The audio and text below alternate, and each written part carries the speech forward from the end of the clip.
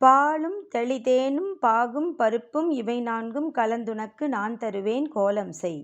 துங்கக் கரிமுகத்துத் தூமணியே நீ எனக்கு சங்கத் தமிழ் ஒன்றும் தா. சிவாய நம. ஈசனின் தூய்மையை பாடுகிறார் மாணிக்கவாசகர்.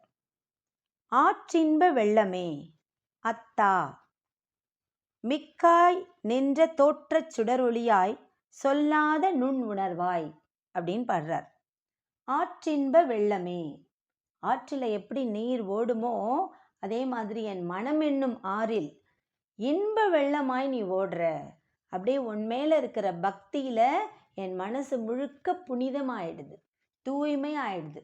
நம்முடைய உலகத்துல ஓடுற ஆறுகள்ல பார்த்தோம்னா அது நல்லாவும் ஓடும், பலவிதமான அசுத்தங்களையும் தள்ளிக்கிட்டும் ஓடும்.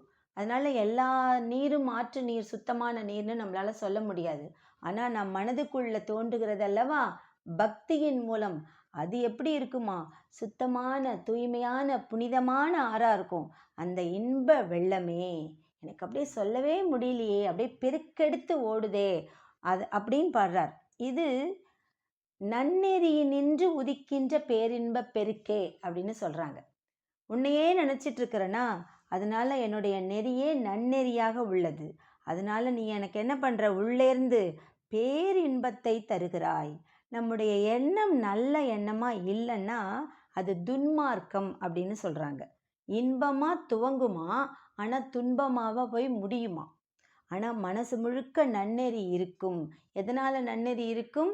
உன்னையிலேயே நான் நினைச்சிட்டு இருக்கேன், உன்னையே நினைக்கிறேன், உன்னை பத்தியே பாடுறேன். அதனால ஈசன் கொடி கொண்டிருப்பதனால் நம் மனசுல நன்னெறி இருக்கும். நன்னெறி இருந்தா எப்படி இருக்கும்? இன்பத்தில் துவங்கி இன்பத்தையே துய்த்து இன்பத்திலேயே முடியும். அதனால ஆற்று இன்ப வெள்ளமே, அப்படிப்பட்ட கருணை வெள்ளமே என் மனசுல அப்படியே இன்பம் பேரின்பம் பெருக்கெடுத்து ஓடுகிறது. ஏன்னா நீ அங்க நிரந்தரமா இருக்கிறதுனால. அத்தா, அத்தான்னா தந்தையே, என்னோட அப்பா, நீதான் எங்க எல்லாருக்கும் தந்தை. அதனால அப்பா தந்தையே. மிக்காய், நீ எப்படிப்பட்டவன்? மிக மிக மிக மிக உயர்வானவன், ரொம்ப மேன்மையானவன், நீ எங்கும் நீக்கமர நிறைந்திருப்பவன். அதனால உன்னை நான் என்ன சொல்றேன், மிக்காய். ஏன் தெரியுமா? நீதான் இந்த உலகத்தை சிருஷ்டி பண்ற, நீதான் எங்க எல்லாரையும் காப்பாத்துற.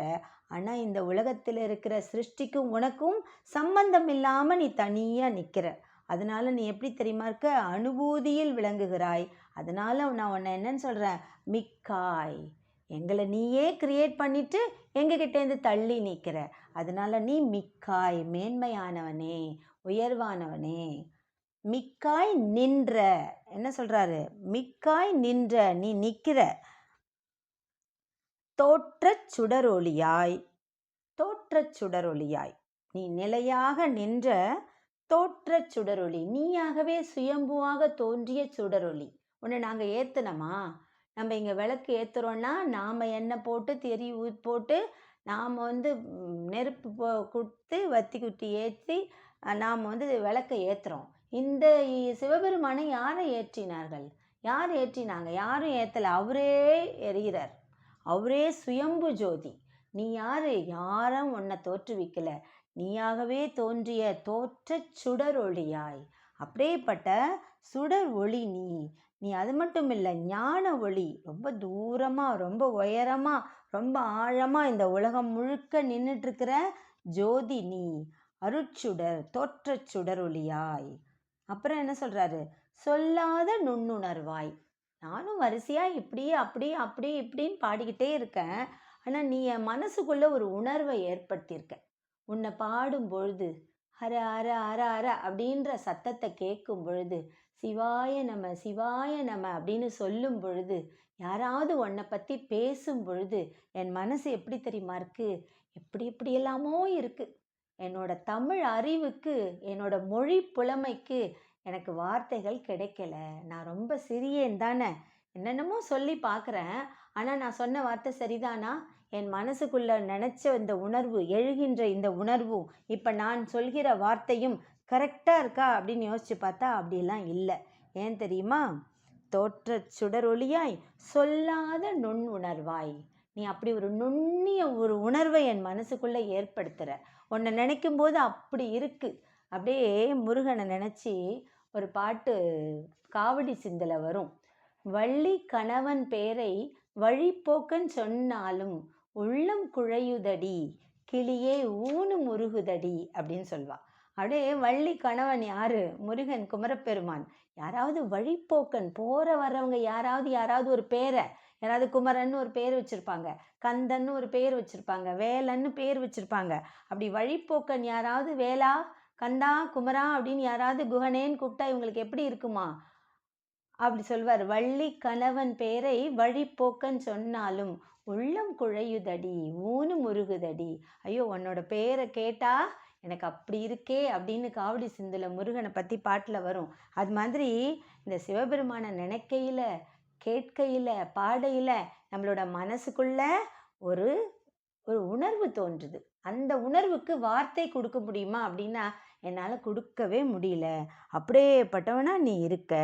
சொல்லாத நுண் உணர்வாய் மாற்றமாம் வையகத்தின் வெவ்வேறே வந்து அறிவாம். நீ என்ன பண்ணுற? மாற்றமாம், நிறைய மாறுபாடுகள். என்ன மாறுபாடுகள்? இந்த உலகத்தில் ஓரறிவு முதல் 6 அறிவு வரை மாறி மாறி நீ படைச்சிட்டு இருக்க.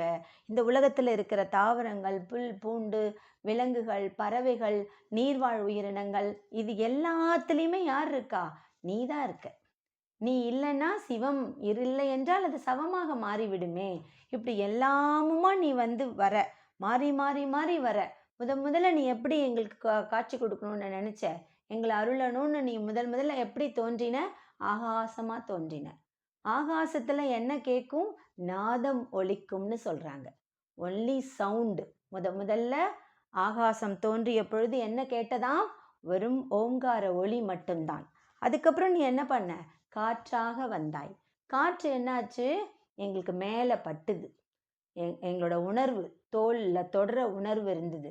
ரெண்டும் சேர்ந்து காற்றுக்கு ஒளியும் உண்டு, தொடு உணர்வும் உண்டு. மூணாவதா என்ன ஆன? நீ தீயாக வந்தாய். எங்களால் கண்ணுக்கு பார்க்க முடிஞ்சுது. உன்னுடைய சத்தமும் இருக்குது, அதில் உன்னுடைய பார்க்கவும் முடியுது, உன்னை தொடவும் முடியும். சுடும்.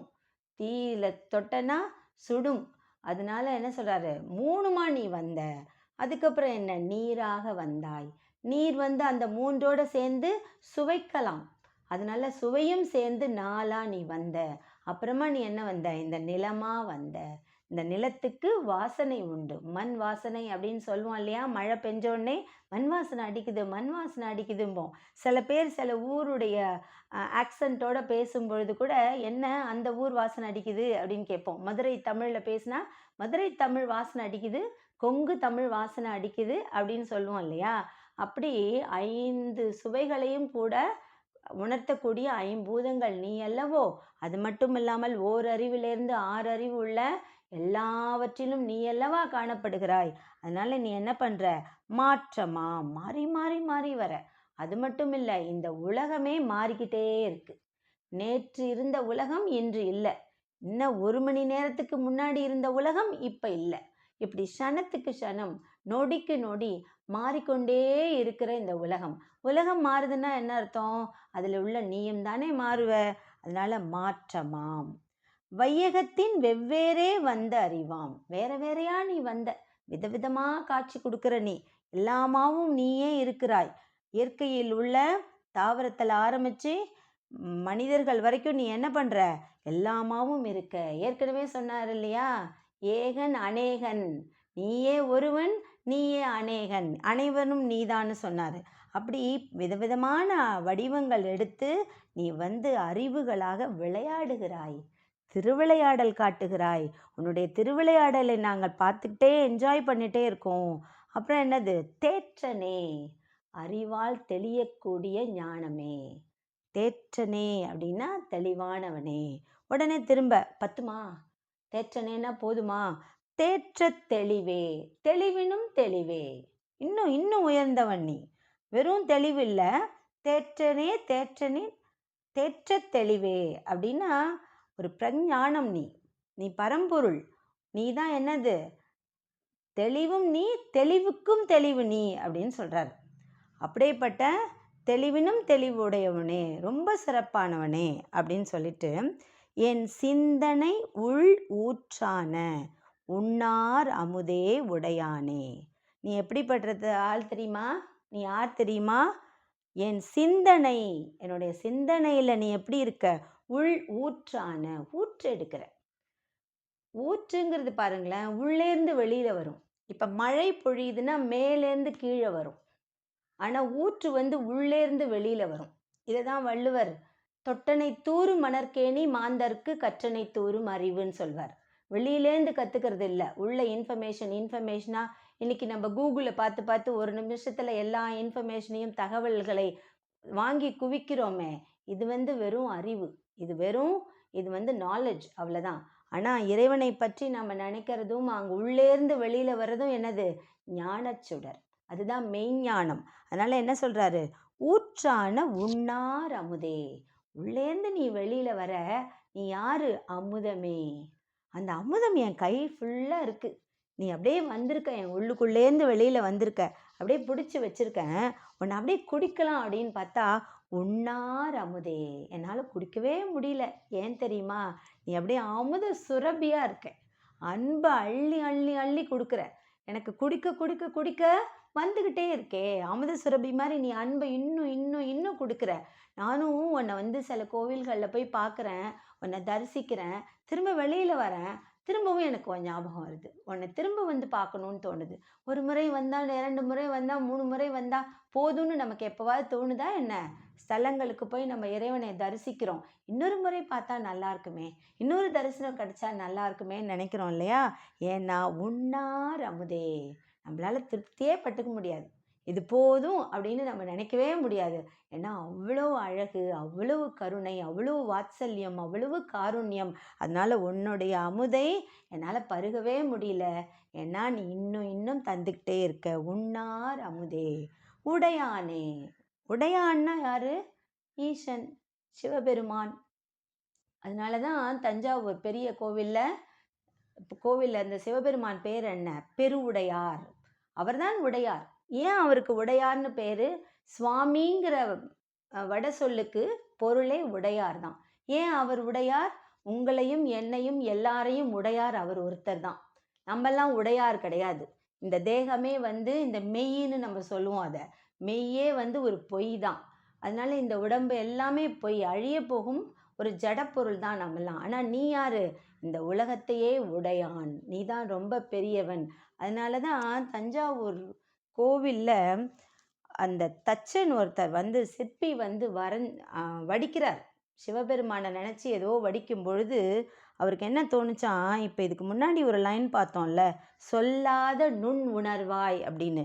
நீ எப்படிப்பட்டவன் அப்படின்னு அந்த சிற்பி, தலைமை சிற்பி யோசித்து பார்த்தாராம். தஞ்சாவூர் கோவில் சிற்பங்கள் வடிக்கும்போது தலைமை தச்சகர் அந்த சிற்பி யோசிக்கிறாராம், என்ன நீ இறைவா, நீ உடையார் அல்லவோ, பெருவுடையார் அல்லவோ, உனக்காக இங்கே ராஜராஜ சோழன் அப்படி கோவில் எடுக்கிறாரே அப்படின்னு யோசிச்சுட்டு, நீ எவ்வளோ பெரியவன், நீ எவ்வளோ பெரியவன் யோசிச்சு அவருடைய கற்பனையில் தான். இப்போவும் நாம் தஞ்சாவூர் போனோன்னா வெளியில் துவாரபாலகர்கள் இருப்பாங்க. சுவாமிக்கு முன்னாடி 2 பேர் நிற்பாங்க. அதை நம்ம கொஞ்சம் உற்று கவனித்தோமானா அந்த துவாரபாலகர்களுடைய இடுப்பில் ஒரு மலைப்பாம்பு சுற்றி இருக்கும். அதாவது நம்மளுடைய உலகத்தில் பெரியது அப்படின்னு சொன்னாலே யானை அப்படின்னு நமக்கு தோணும். யானை தான் பெருசாக இருக்கும். அந்த துவாரபாலகருடைய இடுப்பில் ஒரு துண்டுக்கு பதிலாக மலைப்பாம்பை சுற்றிட்டு இருக்கும். அந்த மலைப்பாம்பினுடைய வாயில் பாதி யானை உள்ளே போயிருக்கும். அந்த பாம்பு என்ன செய்தான்? ஒரு யானையை முழுங்குதான். அப்போ அந்த யானை பாதி நமக்கு கீழே தொங்குற மாதிரியும் மீதி அந்த வாய்க்குள்ளே போகிற மாதிரியும் அந்த சிற்பம் இருக்கும் தஞ்சாவூரில். அது உள்ளே பாதி போயிட்டுருக்குன்னா என்ன அர்த்தம்? யானையே பெரிது, அந்த யானையை முழுங்கும் மலைப்பாம்பு அதனினும் பெரிது. அந்த மலைப்பாம்பை யார் இடுப்பில் கட்டியிருக்கா? துவாரபாலகன், இறைவனின் பாதுகாவலன் தன்னுடைய இடையில கட்டியிருக்கான். அப்போ அவன் எவ்வளோ பெரிய ஆளாக இருப்பான்? அந்த பாதுகாவலன் எவ்வளோ பெரிய ஆள்? அப்போ அந்த பாதுகாவலன் யாருக்கு பாதுகாவலனாக வெளியில் செக்யூரிட்டியாக நின்றுட்டுருக்கா? பெருவுடையாருக்கு செக்யூரிட்டியாக நிற்கிறார். அப்படின்னா நீ எவ்வளோ பெரிய ஆள் அப்படின்னு சொல்லி அந்த சிற்பி அந்த சிற்பத்தை வடித்ததாகவும், அதை கண்டு ராஜராஜ சோழன் மிகவும் மகிழ்ந்து உடனே அவருக்கு சன்மானம் கொடுத்து, நித்த வினோத பெருந்தச்சன் அப்படின்னு ஒரு பட்டம் வழங்கினதாகவும் வரலாறு கூறுகிறது. அதனால இறைவன் நீ எப்படிப்பட்டவன்? உடையானே, நீதான் பெருவுடையார், நீதான் இவ்வுலகத்தையே உடையவன். இந்த உலகத்தில் இருக்கிற எல்லா பொருள்களும் எல்லா ஜீவன்களும் உனக்கே உரித்தானவை, எவ்வுயிரையும் உடையவனே அப்படின்னு சொல்றார். இப்படி நம் உலகத்தையே உடையவனான அந்த பெருவுடையாரை நாமும் வணங்குவோம், நலங்களை பெறுவோம். திருச்சிற்றம்பலம், திருச்சிற்றம்பலம், திருச்சிற்றம்பலம்.